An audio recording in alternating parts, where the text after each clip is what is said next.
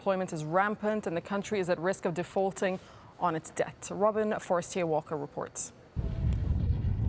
Poverty flourishes in the shadow of these mountains. The ramshackle town of AlJazeera, population 15,000, the houses were built illegally on private land by rural poor seeking opportunity just outside the capital Bishkek. The Doronov family has no running water, no electricity, and no local school to educate the children. Times are hard.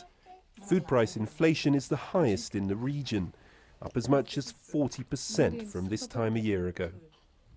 After the revolution in April last year, it looked as if the fortunes of the people in this town had changed because suddenly electricity pylons began to appear. But after the elections and the formation of the new coalition government, the work ceased.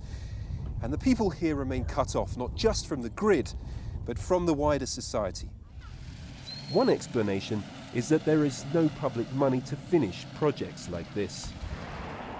The government has pledged to increase the budget this year by 37%, but acknowledges substantial problems. We have a budget with a deficit and a stagnant economy. Our first priority has been to stabilize the economy through elaborate mechanisms that could provide us with results this year. That includes raising tax revenues, but 70 to 80% of all the money in Kyrgyzstan flows through the underground economy. And critics say this, above all, must be addressed.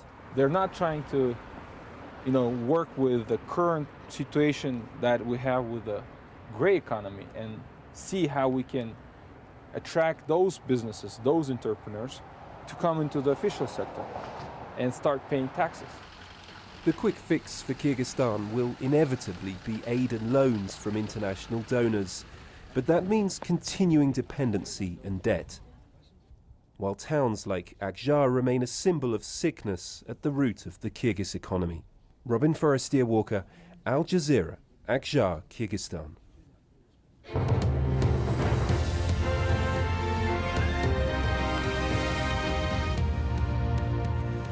It's 3:30 GMT. This is Al Jazeera. These are the headlines.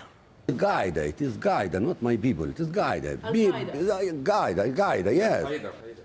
Libya's Muammar Gaddafi tells the American broadcasting company that Al-Qaeda is to blame for the unrest sweeping his country. Libya's Air Force has reportedly bombed an ammunition depot held by opposition forces in the city of Ashdabiyah, and there are reports several people are dead in the capital Tripoli after forces loyal to Gaddafi opened fire on protesters. The European Union has approved wide-ranging sanctions on Libya, including an arms embargo, a visa ban, and a freeze on assets. Meanwhile, China and Russia have backed calls for the Libyan leader to face prosecution for crimes against humanity. Egypt's top prosecutor has imposed a travel ban on former President Hosni Mubarak and his family, pending further investigations. He's also ordered a freeze on all their financial assets inside the country. A heavy military presence is back on the streets of the Tunisian capital a day after the prime minister bowed out following a wave of deadly protests. 2 ministers have also now resigned from the caretaker government. Yemen's opposition has rejected an offer to join a unity government with the president. A coalition of political groups and anti-government protesters want President Ali Abdullah Saleh to step down. Tens of thousands of people have been protesting against his leadership. An Iraqi court has sentenced a former British security officer to life in jail for killing 2 contractors. Danny Fitzsimmons is the first Westerner to be convicted by an Iraqi court since the 2003 invasion. He was found guilty of murdering 2 of his colleagues in 2009. An event designed to promote the use of bicycles in Brazil took a very different turn over the weekend. This recently released video captures the moment a motorist plowed his car through the crowd of cyclists. Full news bulletin coming up at the top of the hour. I leave you now with People in Power.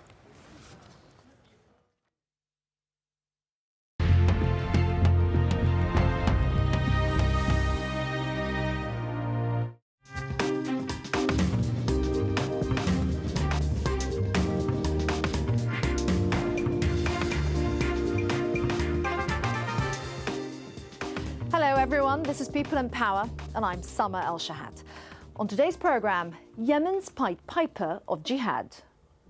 Of Yemeni descent but American-born, cleric Anwar al-Awlaki is the first US citizen ever placed on his country's official assassination list. With his perfect English, Anwar al-Awlaki's internet sermons preach contempt for non-believers or kuffar. The important lesson to learn here is never ever trust al-kuffar. In recent weeks, Yemen has seen its fair share of the anti-government demonstrations sweeping across the Middle East. Its protesters' demands ranging from modest political reform to the resignation of President Ali Abdullah Saleh. If the government there does fall, it will be a blow to many Western nations. They see the country as a key ally in the struggle against al-Qaeda, which has thrived in Yemen's remote regions and feeds off its instability. There's an unrelated rebellion in the north, a secessionist movement in the south, and immense poverty throughout. But as Australian journalist Trevor Borman discovered, the Yemeni regime's cooperation with the West has contributed to a closed and repressive society. The authorities have become deeply mistrustful of outsiders, among them foreign Muslims, which in turn may have fueled the appeal of the al-Qaeda operation now based there. The film was made before Yemen's most recent protests broke out.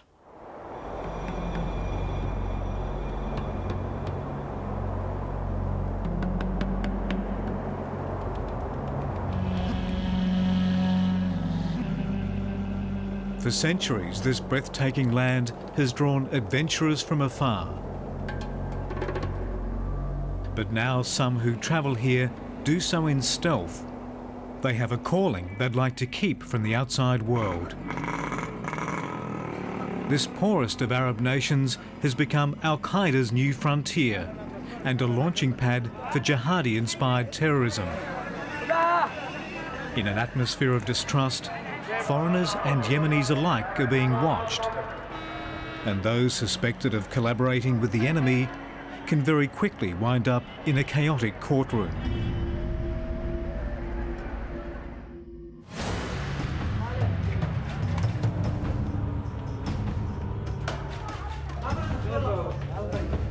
It's Judgment Day in the country's latest terror trial, and the young prisoner is a dubious jihadi.